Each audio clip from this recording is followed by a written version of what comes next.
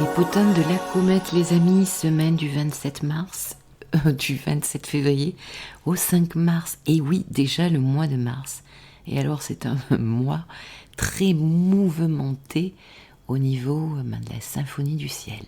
Mais je vous raconterai tous les transits du mois de mars. J'ai une petite surprise à ce sujet. Revenons à notre semaine. Alors le soleil est en poisson. Joyeux anniversaire à tous nos poissons. Fin premier décan et début deuxième décan. Vénus est toujours en bélier, 9 degrés. Elle démarre la semaine à 9 degrés. Et puis Mars continue son périple dans le signe des Gémeaux. Il est à 18 degrés. Nous commençons la semaine avec le premier quartier de notre cycle lunaire. Ça veut dire que le soleil est carré à Mars, à 8 degrés exactement, Gémeaux et Poissons. Pour rappel, la nouvelle lune qui a démarré, c'était le 20 février à 1 degré Poisson. Rappelez-vous, conjointe à Saturne. Je vous invite à l'écouter si ce n'est déjà fait. Alors ici, eh bien, les 8 degrés des Gémeaux et des Poissons vont être extrêmement concernés. Je vous invite à regarder sur votre carte natale si vous avez des planètes à 8 degrés. Donc après la nouvelle lune, c'est-à-dire le début d'un nouveau cycle, n'est-ce pas, là où ça se passe dans votre thème, eh bien, le premier carré nous parle d'une nouvelle direction, d'un tournant, peut-être d'une crise à régler concernant la problématique posée lors de cette nouvelle lune. Ici, la lune en Gémeaux a besoin de quoi? Eh bien, de communiquer, de partager, peut-être de bouger, d'avoir à se déplacer. Et puis, elle a aussi besoin et envie de quelque chose de plus léger, d'être beaucoup plus dans la sociabilité, s'amuser, rire. Elle a envie de beaucoup plus de fun. Elle pourrait aussi beaucoup plus se disperser, être dans la nervosité, et puis aussi se perdre avec ce carré avec le soleil Poisson. Donc la semaine démarre fort avec ce lundi 27 février par ce premier quartier de lune. Mardi, rien de spécial à signaler. Mercredi 1er mars, la lune rentre en Cancer. Étant donné que la lune traverse en 2 jours et demi à peu près chaque signe, et bien cette semaine, pour avoir un petit peu plus de recul, nous passons donc de l'énergie Gémeaux à l'énergie Cancer, mercredi, jeudi, et vendredi, nous passons à l'énergie Lion.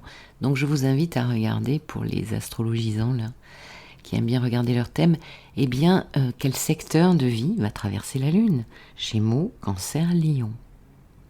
Donc ici, beaucoup plus de sensibilité, de douceur, envie de plus de cocooning, peut-être de repas en famille, de retrouver sa famille, en tout cas les personnes de cœur qu'on aime, beaucoup plus d'empathie, mais aussi les amis, avec ce Cancer, beaucoup plus d'indolence, c'est la ouate, et beaucoup plus d'humeur et d'émotions à fleur de peau avec le Cancer.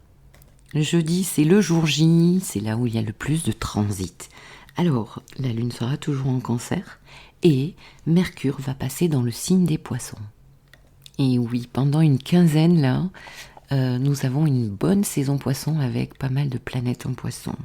Ceci étant très profitable pour les signes d'eau et de terre.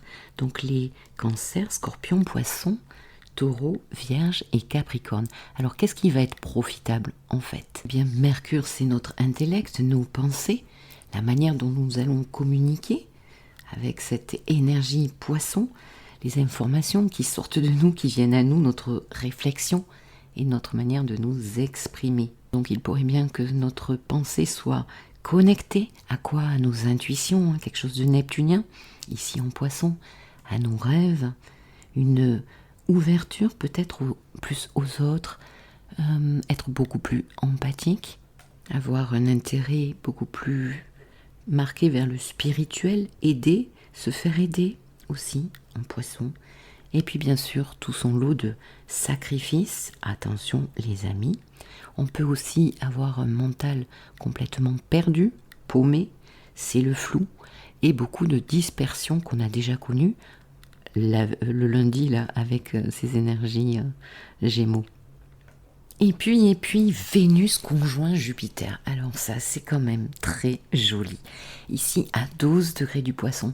Donc vous regardez ce que vous avez à 12 degrés dans toutes vos maisons, dans tous vos signes, pour voir si ça fait un bel aspect ou un aspect un petit peu plus tendu. Ce sera plus tendu, bien sûr, pour les balances, les capricornes et les cancers. Ça peut être carrément magnifique pour les signes d'air et les signes de feu.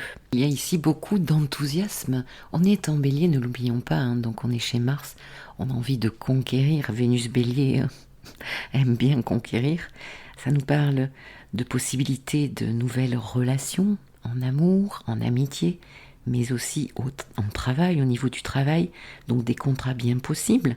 Jupiter légalise une nouvelle union, magnifique pour les gens qui se marient à ce moment-là d'ailleurs. Peut-être pour certains une augmentation, why not? Jupiter donne de l'expansion, conjoint à Vénus, qui nous parle des valeurs, qui nous parle de l'argent, améliorer son train de vie, avoir une augmentation, oui, pourquoi pas. Démarrer une nouvelle formation, c'est bien possible aussi pour certains. Et aussi de très belles opportunités, pourquoi pas voyager, Jupiter, hein, en analogie avec le Sagittaire, la maison 9, élargir ses horizons. Je peux parler aussi d'écriture, de publication aussi, la maison 9. 12 degrés du Bélier, les amis, je vous le répète, regardez dans votre thème ce que ça donne, dans quel secteur ça se passe. Et puis, troisième transit pour ce jeudi 2 mars, Mercure conjoint Saturne. Alors Mercure, comme je vous l'ai dit, c'est notre mental, c'est notre intellect, c'est aussi toute la communication que nous avons, notre pensée. Et ici, il semblerait qu'avec Saturne en conjonction, eh bien notre pensée, enfin en tout cas qu'il y ait beaucoup de réflexion mature, adulte, prendre ses responsabilités, grande concentration avec Saturne, malgré que Mercure soit en Poisson, hein, parce qu'on est un peu dilué au niveau de la pensée. On peut être amené à faire un bilan en étant très concentré, organisé dans le concret, pouvoir planifier certaines choses, ou bien, eh bien, vécu plus difficilement, ce Mercure-Saturne va nous limiter, on peut rencontrer des résistances, des blocages, et Saturne n'est pas vraiment très joyeux, donc ça peut nous donner des humeurs et un moral en berne. N'oublions pas quand même que cette saison Poisson peut être très déprimante pour certaines personnes qui vont déjà pas bien.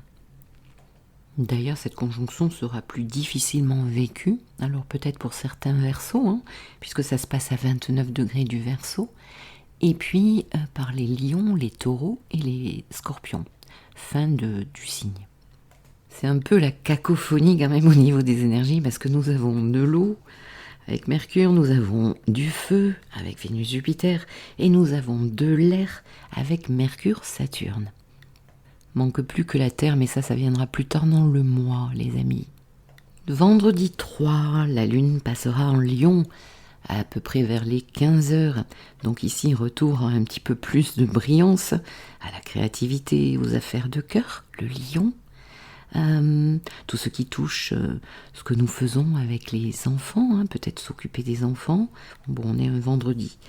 En tout cas, organiser quelque chose.